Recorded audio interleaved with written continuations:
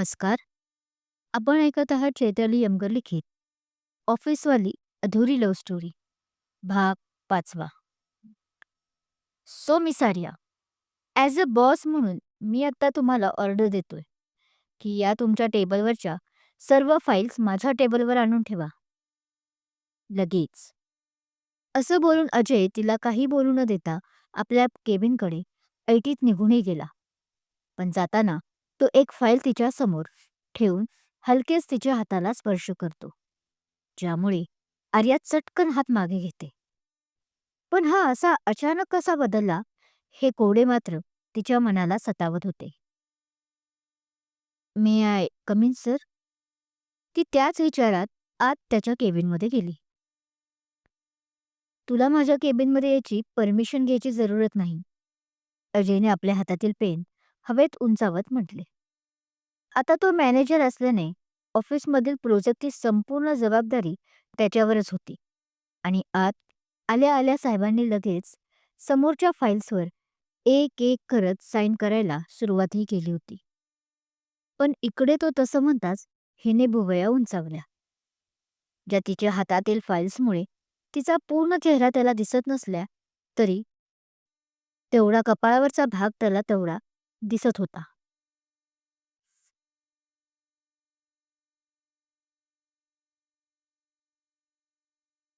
अरे, after all तू माझी या हेडची असिस्टंट जी आहेस. त्याने तसं हसून मान नकारात हलवत म्हटलं. हेड. ते ऐकून तिने हातातल्या आधी फाईल्स त्याच्यासमोर ठेवत डोळे गोल फिरवत उपरोधी हसत म्हटलं. मिस्टर अजय कुमार, आपल्याला प्रोजेक्ट हेड असं तर नाही ना म्हणायचं? वार्या, खरंच तू तर पहिल्यापेक्षा खूपच स्मार्ट झालीस की. हेड म्हटलं की पकडले लगस.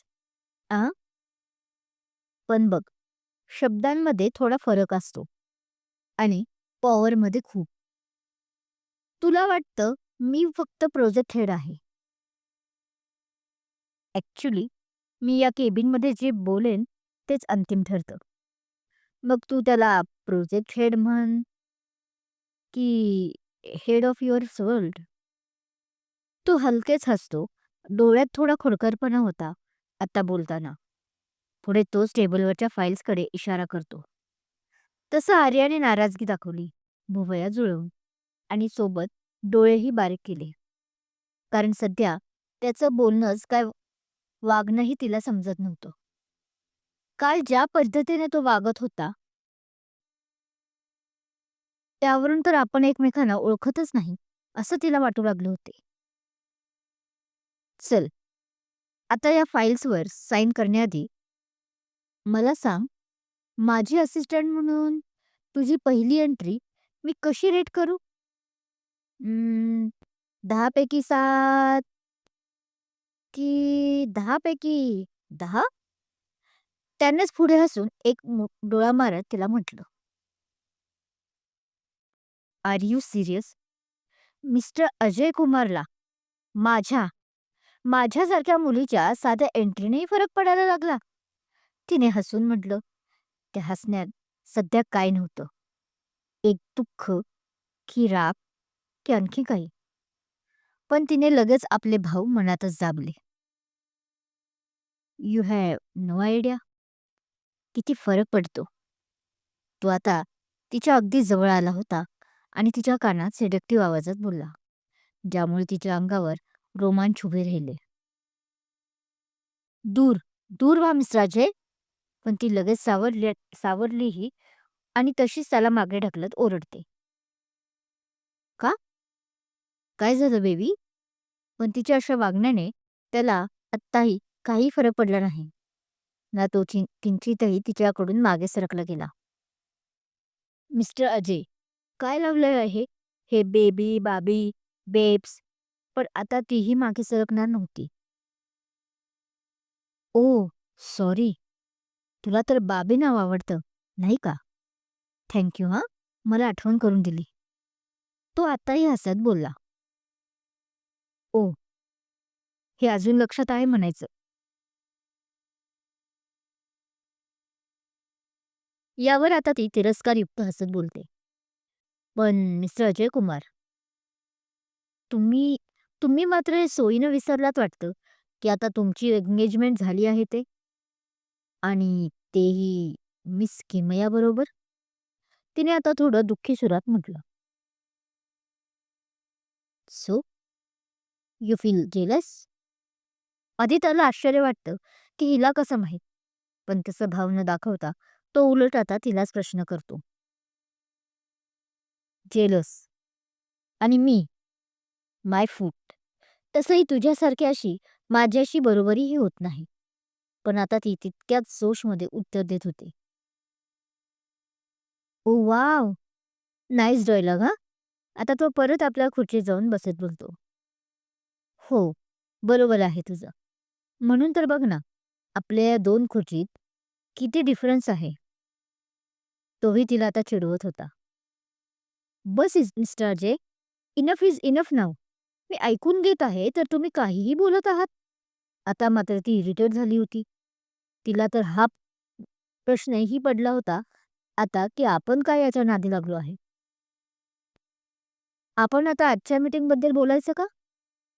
ती आता मेन मुद्द्यावर आली. तिला आता त्याच्याशी बोलण्यात इंटरेस्ट नाही, हे साफ तिच्या चेहऱ्यावर दिसत होतं. त्यावर काय बोलायचं आहे? पण तो मात्र आता चिल करत म्हणाला, "ठीक आहे, नका बोलू. मी जात आहे." ती आता त्याला जास्त भाव न देता सरळ केबिनच्या बाहेर पडली.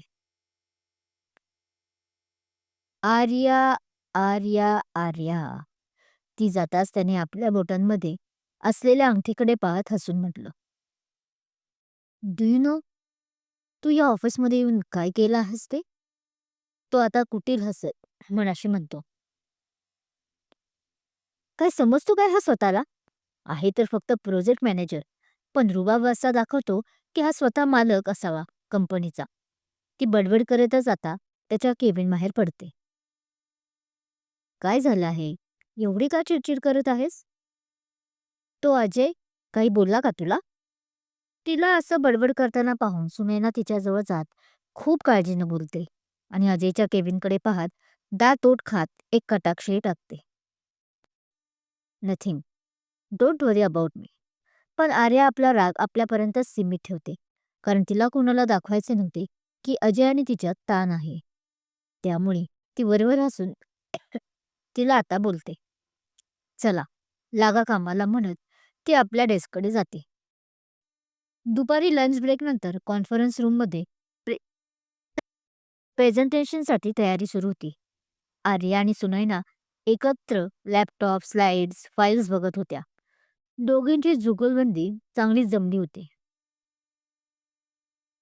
"आज आपल्यालाच हे कॉन्ट्रॅक्ट मिळणार बघ," सुनैना उत्साहात मिळाली. यावर आर्या हलकेच हसली.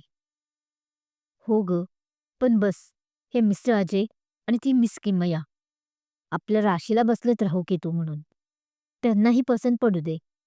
ती थोडी टेन्शनमध्ये येत आत्ता बोलते. "डोंट वरी, कुणी काही म्हणू, पण मला माहीत आहे की आपल्या या येणाऱ्या क्लायंटला नक्कीच पसंत पडणार. So cool down." सुनैना तिच्या खांद्यावर हात ठेवून तिला विश्वास देते, तशी तीही गोड हसते. तेवढ्यात ऑफिसच्या रिसेप्शनवर हल्लकल्लोळ झाला. सगळे कर्मचारी एकमेकांमध्ये कुजबुजत होते. तशी आर्या आणि सुनैनाही उत्सुकतेने रिसेप्शनवर जाते. "काय झालंय?" आर्या समोरच उभ्या असलेल्या एका मुलीला विचारते. "ते किमया मॅम आलीये. पण पण तिच्यासोबत तिचे वडील सुद्धा आहेत." त्या मुलीने जरा चिडून पण गोंधळून सांगितले. चिडून यासाठी, कारण हँडसम अजयची ती गर्लफ्रेंड असल्याने हृदय जे तोडले होते ऑफिसमधल्या सर्व तरुण मुलींचे. आणि गोंधळून कारण तिचे वडीलही सोबत होते.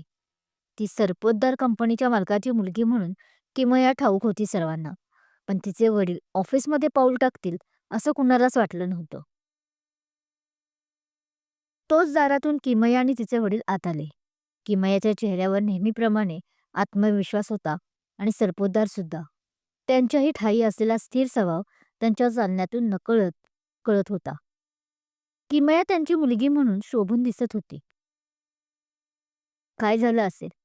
किमया आपल्या बाबांबरोबर का आली असेल? काही तिची चाल असेल का आर्याविरुद्ध? काय टेन्शन आहे या तिघांमध्ये हे जाणून घेण्यासाठी ऐकत राहा ऑफिसवाली अधुरी लव्ह स्टोरी. कथा आवडत असल्यास लाईक करा, कमेंट करा, शेअर करा आणि हो, चॅनल अजून सबस्क्राईब केला नसेल तर सबस्क्राईब जरूर करा. Thank you.